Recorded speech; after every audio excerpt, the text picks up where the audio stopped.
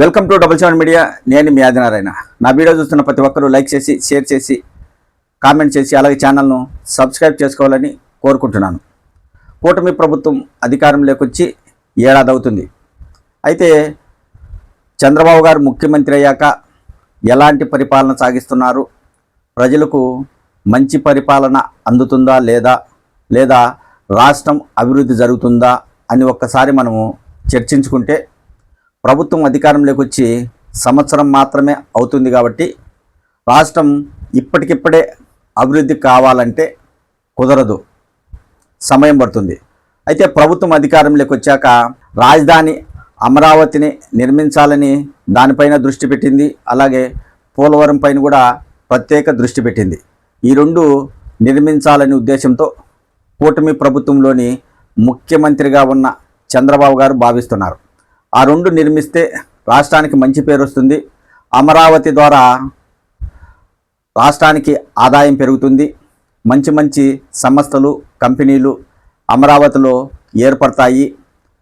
యువకులకు ఉద్యోగాలు దొరుకుతాయనే ఆలోచనలో ప్రభుత్వం ఉంది.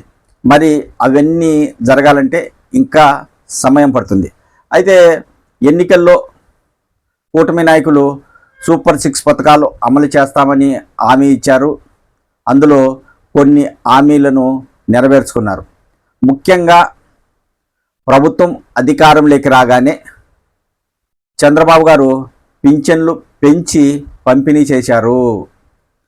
వారు ఎన్నికల ప్రచారం ఎప్పటి నుంచి అయితే మొదలైందో ఆ 3 నెలలతో కలిపి 1000 రూపాయలు పెంచాం కాబట్టి మొదటి నెలలోనే ప్రతి ఒక్కరికి 7,000 రూపాయలు అందిస్తామని ప్రభుత్వం చెప్పింది.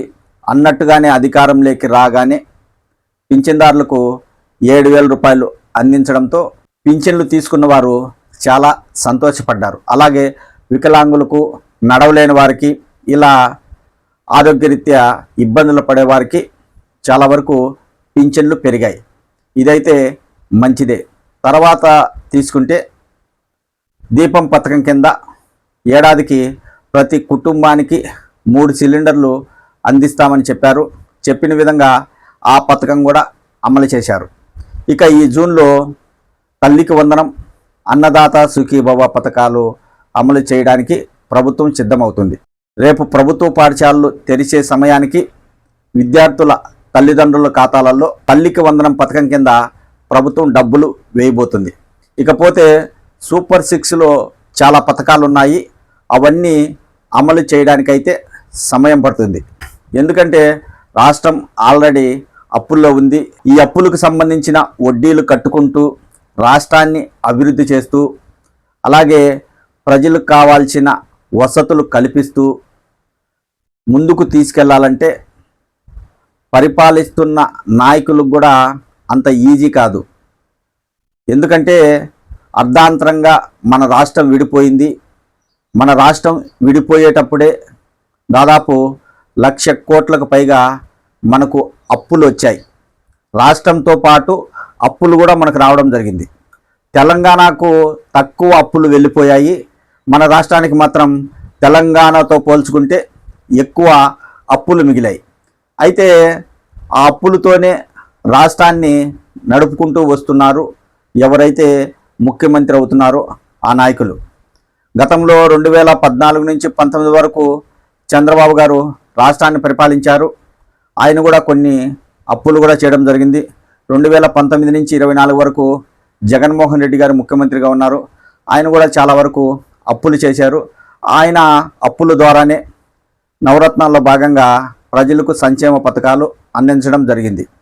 అయితే ఇప్పుడు కూటమి ప్రభుత్వంలో ముఖ్యమంత్రి చంద్రబాబు గారు భావిస్తున్నది ఏంటంటే, వారి నాయకుల నుంచి, కార్యకర్తల నుంచి వస్తున్న మాటల ప్రకారం మనం చూసుకుంటే, సంక్షేమ పథకాల కంటే ముందుగా రాష్ట్రాన్ని అభివృద్ధి చేస్తే భవిష్యత్తులో యువకులకు ఉద్యోగాలు వస్తాయి, గ్రామాలు అభివృద్ధి చెందుతాయి.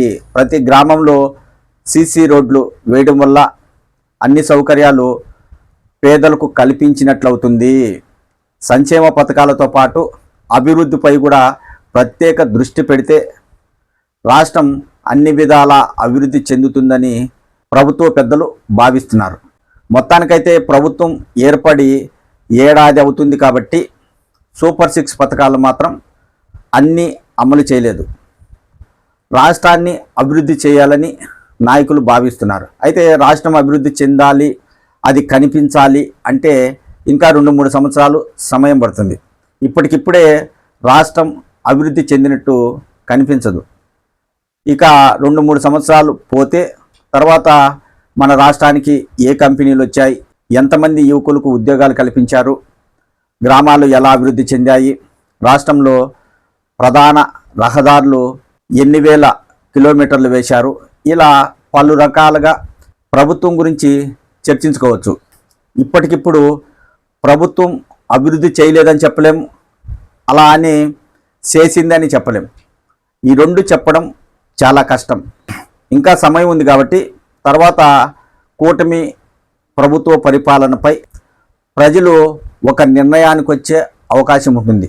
మొత్తానికైతే ఈ ఏడాదిలో కూటమి పాలన బాగుంది అని చెప్పలేం, అలా అని బాగలేదని చెప్పలేం. పాలన జరుగుతుంది అంతే. మరి రాబోయే రోజుల్లో పరిపాలన ఎలా ఉంటుందో వేచి చూచే తెలుస్తుంది. ప్రజల నుంచి పరిపాలనపై పూర్తి సమాచారం తెలుసుకోవచ్చు.